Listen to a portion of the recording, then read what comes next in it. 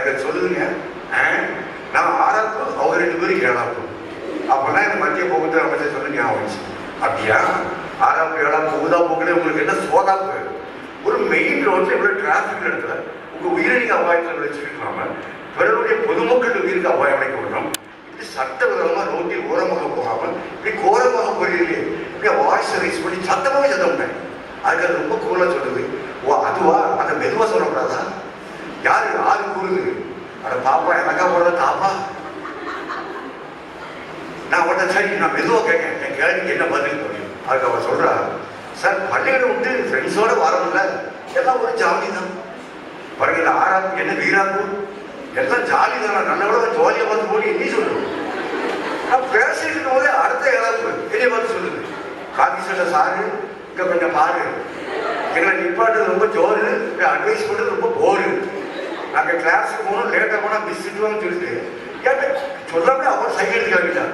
நம்மளை கூப்பிட்டுவோம் வேற என்ன அப்படின்னு, வாணி அப்படின்னா. அப்படியா வாணி, இங்கே வாணி மிஸ் திட்டுறது இருக்கட்டும், ஒரு லைஃப்பை மிஸ் பண்ணிடுறாங்க, ரொம்ப கவனமாக போங்க அப்படின்னு வேதனோட அனுப்பிட்டு என் மோட்டர் சைக்கிள் போய் வரேன். எனக்கு மனசுல சந்தோஷம், சரி இனிமையாதையும் ஒழுங்காக போவாங்கல்ல அப்படின்னு திரும்பி பார்க்குறேன். சேம் அரட்டை இருப்பான், அதே தோற்றம் மாற்றமில்லை, எனக்கு ஏமாற்றம். இத்திக்கு அத்திக்கலாதபடி எத்திக்கும் தெத்திக்கும் அறுபெரும் அள்ளி மல்லி பூக்கள் வெறும் அரளி பூக்களாய் அலறி உளறி பிறகை செல்கின்றார்கள் என்று வேதனை எனக்கு. இருந்தாலும் ஆண்டவன் அருள் அவர்களை ஆண்டு இருக்கட்டும், அவர்கள் ஆயுள் நீண்டு இருக்கட்டும் என வாழ்த்து சொன்னேன். ஏன் தெரியுமா சொன்ன, இந்த நிகழ்ச்சியில் இருந்து அடுத்த வாரம் அந்த இடத்துக்கு பக்கத்தில் ஒரு ஆக்சிடென்ட், சேம் ஏஜ் கேட்டகரி, 12 வயது மதிக்க தக்க மாணவி. எங்க படிக்கணும்? இந்த ஸ்டாண்டர்ட் 6th 7th. ஒரு பஸ்ல அடிபட்டு தலையே கிடையாது, 2 கண்ணு பிடிக்கிற ரோட்ல கிடைக்கும்.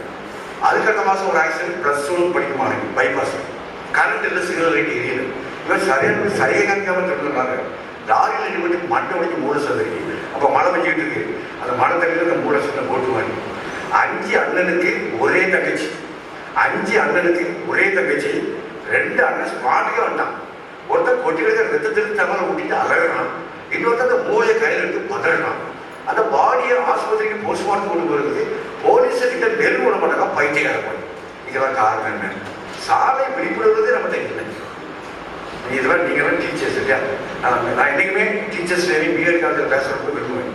ஏன்னா நான் சொல்ற செய்தி லட்சக்கணக்கான ஸ்டூடெண்ட்ஸ் நீங்கள் ஹேண்டில் பண்ண முடியுங்க, எல்லாருக்கும் சொல்லுவீங்கிற ஒரு எனக்கு ரொம்ப ஒரு ஆசை உண்டு. அதனால தான் அவங்களோட பேச கவனமாக கேட்டு நீங்கள் டீச்சர்ஸ். இப்போ நான் உங்களோட கேள்வி கேட்கலாமா? சத்தத்தை காணும். ரோட்டில் எந்த பக்கம் நடந்து செல்ல வேண்டும்? தவறு. இடது பக்கம் நடந்தே போகக்கூடாது, தவறு. Drive on the left, walk on the right. Drive on the left, walk on the right. நல்லா தெரியுங்க. நடவாத உள்ள சாலையில கண்டிப்பா நடவாத தான் போகணும்.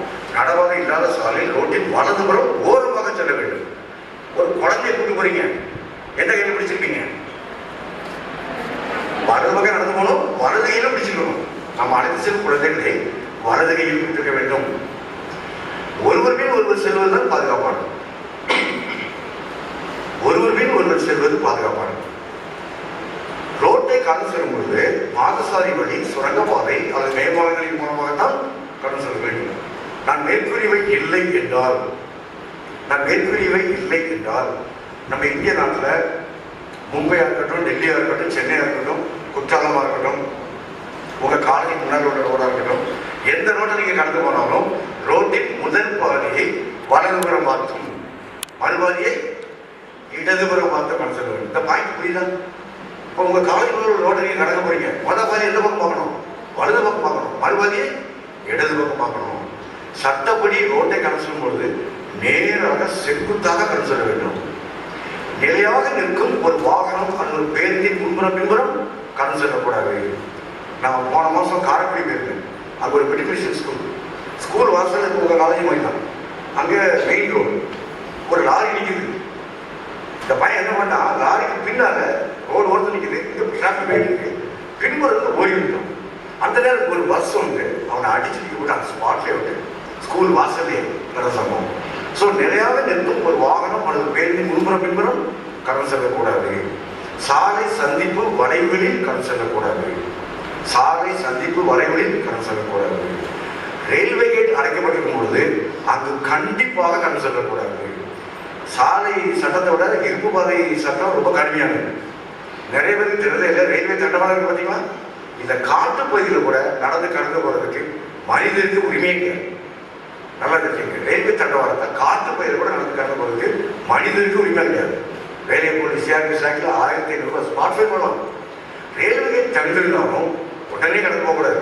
தண்டவாளத்துக்கு 2 மீட்டருக்கு அப்பாதுன்னு தண்டவாளத்தின் இடதுபுறம் வலதுபுறம் தொலைநோக்கு பார்வை, இமையில் சுமையெல்லாம் பார்வையிடணும். ரயில் எஞ்சிலிருந்து எச்சில் பட்சத்தை கேட்குதா கண்டிப்பாக கவனிக்கணும். அதுக்கப்புறம் தான் தண்டவாளத்தை கடந்து போகணும். ஒரு நடந்த சம்பவத்தை சொல்றேன். தூத்துக்குடி மாவட்டத்தில் கோல்பட்டி பக்கத்தில் கடுகுமலைன்னு ஒரு ஊர் இருக்கு, கல்விக்குங்களா? அங்கே Kammavar girls higher secondary school, பெரிய ஸ்கூல்.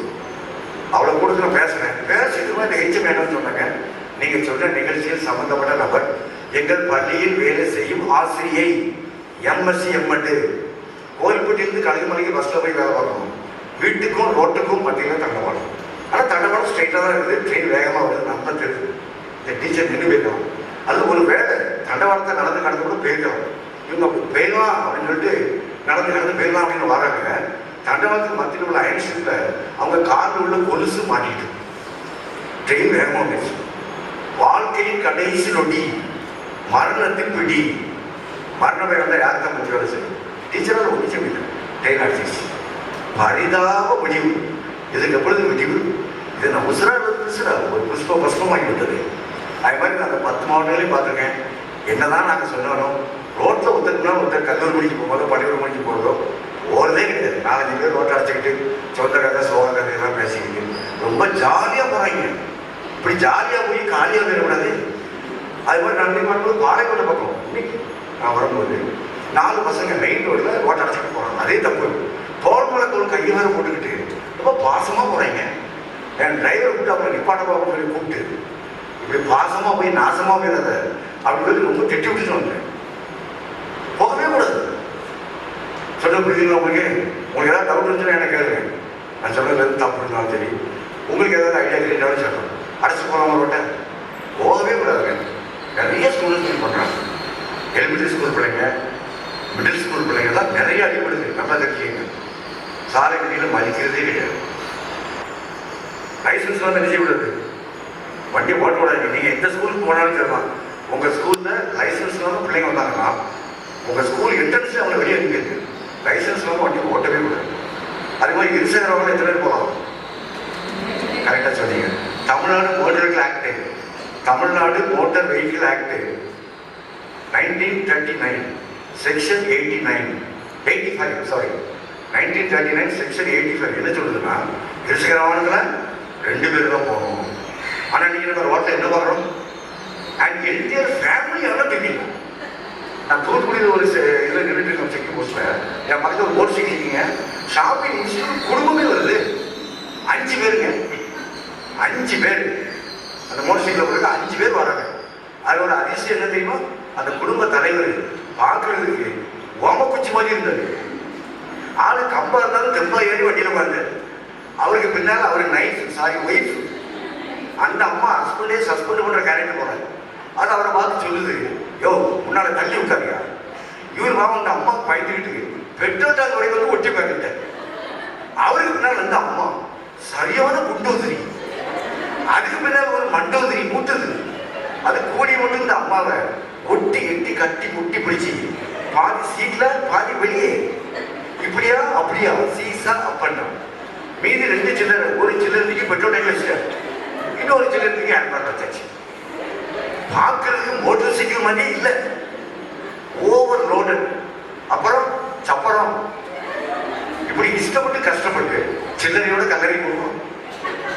யோசிச்சு பாருங்க.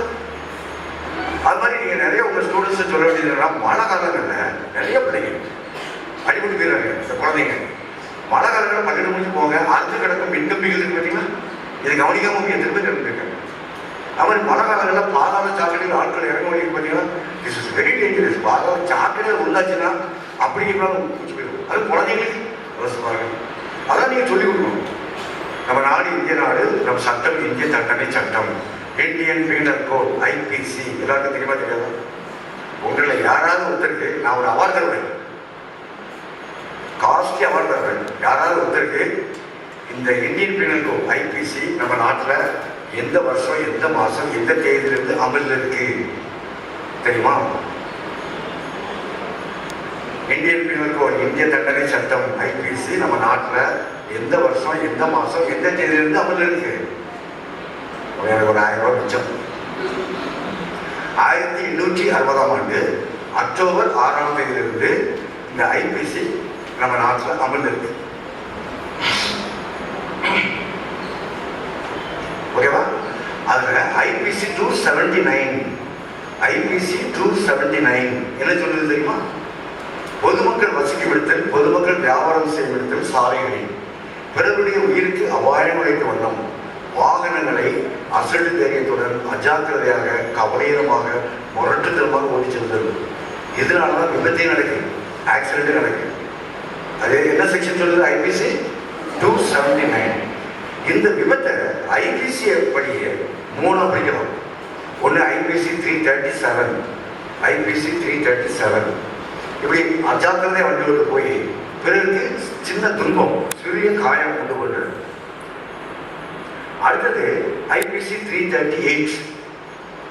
இப்படி முரட்டுத்தனமா அஜாக்கிரதையா வண்டி ஓட்டு போய் பிறருக்கு கொடும் துன்பம் கொடும் காயம் கொண்டு கொண்டது.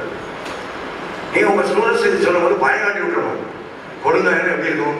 தலை முகம் குறைக்கப்படலாம், எலும்புகள் பற்கள் குறைக்கப்படலாம், உடம்புல உள்ள உறுப்புகளோட இணைப்புல ஒன்று நிரந்தரமா செயல்படலாம், கை கால் நசுக்கப்படலாம், அது துண்டிக்கப்படலாம். அப்படின்னு என்ன அர்த்தம்? அன்றாட வாழ்க்கைக்கு பிறரை மண்டாட வேண்டிய ஒரு நிலை. இதே மீறி ஐபிசி 304A, ஐபிசி 304A இது என்னன்னா, நான் 279 சொல்ல பார்த்தீங்களா? அசடு தெரியுமா அஜாக்கிரதையா கவலையினமா மொத்தம் கொண்டு போய் பிறருக்கு மரண வடிவத்தில் இருக்குது. அடுத்த வருஷம் சட்டத்தை கடுமையாக போறாங்க. ஒரு இன்னொரு விஷயம் தெரியுமா? யூடிசிக்கு இப்போ சட்டம் கடுமையாக தெரியுமா தெரியாது? தெரியுமா தெரியாது? ரவுடிஸுடைய ஸ்டாட்டிஸ்டிக்ஸ் என்ன தெரியுமா? 8th ஸ்டாண்டர்ட் 9th ஸ்டாண்டர்ட் தான் முதல்ல அவங்க பார்க்கணும். 11th ஸ்டாண்டர்ட் வந்து அவங்க மெச்சூரிட்டி ஆகிறாங்க. நிறைய ஸ்டாட்டிஸ்டிக்ஸ் அவங்க போலீஸ் இருக்கக்கூடிய போட்டு சின்ன குழந்தைகளை ஏமாற்றிட்டு அது சட்ட கடுமையாக நல்லா நீங்கள் சொல்லலாம், அவன் தைரியப்படலாம், சொல்லப்படுதில்ல, பயப்படக்கூடாது. ரவுடிஸ் பயப்படக்கூடாது. இந்த 304Aக்கும் அடுத்த வருஷம் சட்டத்தை கடுமையாக போறாங்க, சொல்லப்படுதா? ஆனால் இந்திய கடன் என்ன சொல்ல தெரியுமா? 304A is equal to 302. 302 என்ன தெரியுமா? மேடர், கொலை. அங்கே ஒரு மோட்டிவேஷன் இருக்கும், பணிக்கு பணி சம்திங் நத்திங். சும்மா அசல்தனமா அஜாக்கிரதையா முரட்டுத்தனமா வண்டி ஓட்டு போய் பிறரை கொன்று விடுதல் மனிதனையுமே கிடையாது. நம்ம நாட்டில் உலகத்திலேயே அதிக விபத்து